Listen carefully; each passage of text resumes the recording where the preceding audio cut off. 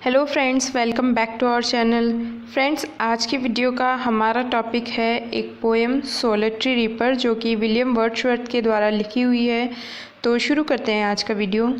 सबसे पहले हम पोइट्री के बारे में थोड़ा डिस्कस कर लेते हैं। तो पोइट्री जो है वो लिरिक पोएम के फॉर्मेट में लिखी हुई है और इंग्लिश पोइट विलियम वर्ड्सवर्थ ने इसको कंपोज़ किया था। ये पोएम जो है वो अपनी स्कॉटलैंड ट्रिप जो उन्होंने 1803 में की थी विलियम वर्ड्सवर्थ ने, उससे इंस्पायर्ड है। और ये यात्रा उन्होंने अपनी सिस्टर डोरोथी वर्ड्सवर्थ के साथ में की थी। इसके बाद में पोइट्री को कंपोज़ किया गया और 1807 में इसको फर्स्ट टाइम पब्लिश किया गया। इस पोएम में ट्राई एंड फेल का मेथड है कि एक लेडी है जो कि माउंटेन साइड में किसी फील्ड में गा रही हैं और ग्रेन को कट कर रही हैं। तो जो स्पीकर हैं यानी कि पोएट हैं, वो यहाँ पर बार बार में कोशिश करते हैं कि वो उसके गाने को डिस्क्राइब करें, उसकी ब्यूटी के बारे में बताएं, लेकिन वो कोशिश करके बार बार में फेल हो रहे हैं, क्योंकि जिस लैंग्वेज में वो लेडी गा रही हैं उस लैंग्वेज को वो नहीं समझ पा रहे हैं और ना ही वो ये समझ पा रहे हैं कि वो किस बारे में गा रही है। तो इस वजह से वो बार बार में ट्राई और फेल कर रहे हैं। इसी वजह से ये जो पोएम की ब्यूटी है कि वो गाने के लिरिक्स भी नहीं पता हैं, ना ही उसकी थीम पता है, फिर भी वो कोशिश करते हैं कि जो प्योरिटी है गाने की और अनप्रिटेंशियसनेस है, यानी कि कोई भी दिखावटीपन नहीं है जिसमें, और जो रीपर है यानी कि जो ग्रेन कट करने वाली लेडी है उसके सॉन्ग की ब्यूटी को यहाँ पर डिस्क्राइब किया गया है। मीटर जो है इस पोएम का आयम्बिक टेट्रामीटर रहेगा, यानी कि अनस्ट्रेस्ड और स्ट्रेस्ड वर्ड के 4 आयाम रहेंगे या 4 जोड़े रहेंगे। तो पोएम की तरफ हम मूव करते हैं। Behold her single in the field yon solitary highland lass। तो यहाँ पे फर्स्ट और सेकेंड लाइन में अपॉस्ट्रॉफी का यूज़ हुआ है कि behold का मतलब लुक होगा, सिंगल का मतलब अलोन होगा और हाईलैंड का मतलब होगा रिलेटेड टू माउंटेन, और लास्ट जो है वो अनमैरिड गर्ल के लिए यूज़ होता है स्कॉटलैंड साइड में। तो पोएट जो हैं वो कह रहे हैं, या फिर स्पीकर कह सकते हैं हम, तो ये कहते हैं कि बिहोल्ड यानी लुक, देखो, हर उसको देखो, सिंगल इन द फील्ड कि वहाँ पर वो लेडी जो हैं, वो गर्ल जो है वो अकेली हैं। यॉन सॉलिटरी हाईलैंड लास, और ये गर्ल और जो है वो हाईलैंड लास यानी कि माउंटेन रेंज से रिलेट करती है और वहाँ पर वो अकेली खड़ी है। Reaping and singing by her self stop hair और जेंटली पास, कि वो लड़की क्या कर रही है, वो रीप यानी कि फसल को कट कर रही है और गाना गा रही है। बाय हर सेल्फ, खुद ही, यानी खुद ही ग्रेन को कट कर रही है और खुद ही गाना गा रही है। स्टॉप एयर जेंटली पास, तो वापस से पोइट जो है अपॉस्ट्रॉफी का यूज़ करते हैं कि मे भी खुद के लिए या फिर कोई पासर बाई है उसको एड्रेस करते हुए कहते हैं कि या तो यहाँ पर रुको और इस गाने को सुनो और जेंटली पास, या फिर चुपचाप यहाँ से चले जाओ, निकल जाओ। Alone she cuts and binds the grain and sings a मेलनकली strain, कि वो अकेले ही, फिर फर्दर एक्शन उसका है कि वो अकेले ही ग्रेन को कट कर रही है और उसको बाइंड भी कर रही है। और म्यूज़िक जो गा रही है, जो गाना गा रही है, वो कैसा है, मेलनकली है, कि मुझे उसके लिरिक्स तो समझ में नहीं आ रहे हैं, लेकिन जो उसकी टोन है वो मुझे मेलनकलिक लग रही है और वो कोई मेलनकली गाना गा रही है। तो यहाँ पर अलिट्रेशन हो जाएगा सिंग और स्ट्रेन में। O listen for the vale profound is overflowing with the sound, तो लास्ट के दोनों लाइंस में पोएट फिर से अपॉस्ट्रॉफी का यूज़ करते हैं।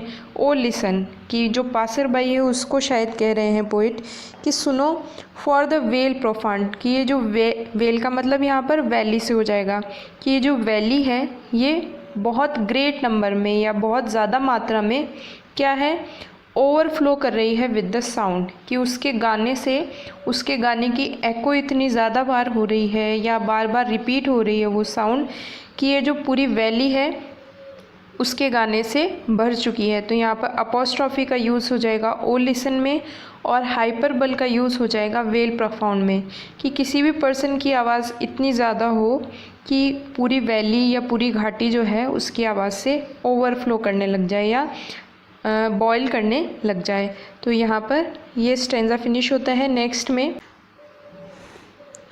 No nightingale did ever chant more welcome notes to weary bands of travelers in some shady haunt among Arabian sands।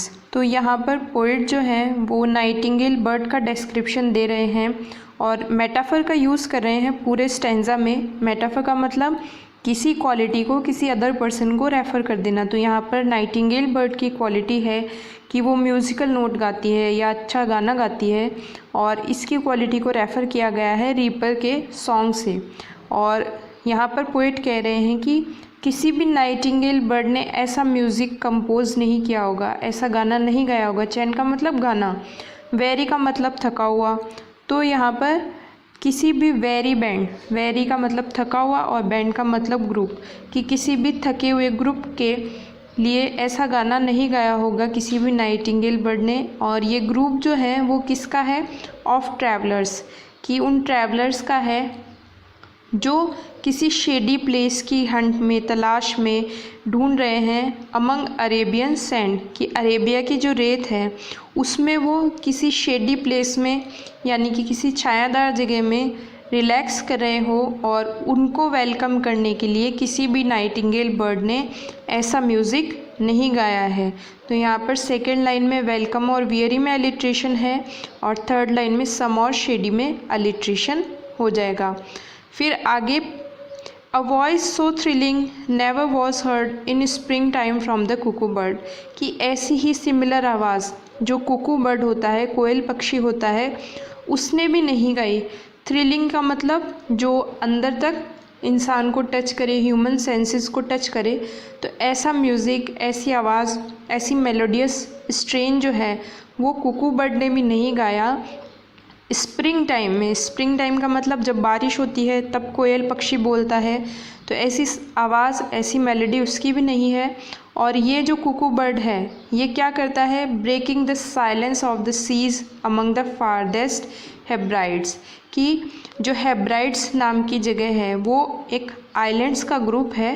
तो इन हेब्राइड्स नाम की जगह पर जो कुकू बर्ड है उसने भी इस स्प्रिंग टाइम में ऐसा गाना नहीं गाया हो जिससे जो सी की साइलेंस है वो क्या हो जाए? ब्रेक हो जाए। तो यहाँ पर सेकेंड लास्ट लाइन है, उसमें अलिट्रेशन का यूज़ हुआ है साइलेंस और सी में, और एंजॉयमेंट का यूज़ हुआ है इन्हीं दो लाइंस में, कि दो लाइन एक साथ में जुड़ी हुई थी, breaking the silence of the seas among the farthest Hebrides. तो यहाँ पर तोड़कर लाइन को नेक्स्ट लाइन में शिफ्ट कर दिया, तो यहाँ पर एंजॉयमेंट का एग्जाम्पल हो जाएगा।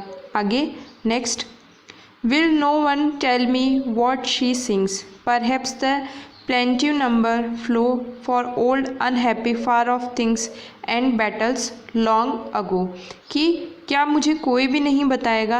अब पोइट जो है वो क्वेश्चन कर रहा है, और क्वेश्चन भी रेथोरिकल क्वेश्चन, कि आंसर इसी में छुपा हुआ है, कि क्या मुझे कोई नहीं बताएगा कि वो किस बारे में गा रही है।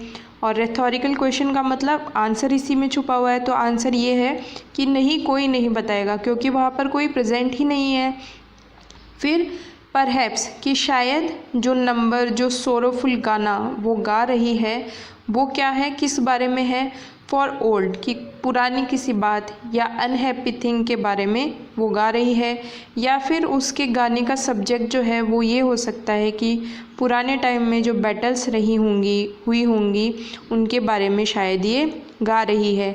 फिर पोइट और गैस करते हैं, or is it some more humble lay, कि या फिर कोई और शॉर्ट म्यूज़िक है या शॉर्ट कंपोजिशन है इसके बारे में गा रही हो, या फिर फैमिलियर मैटर ऑफ टुडे, कि शायद हो सकता है कि वो किसी फैमिली मैटर या घर पे कोई बात हो गई है उसके बारे में वो कोई गाना गा रही हो।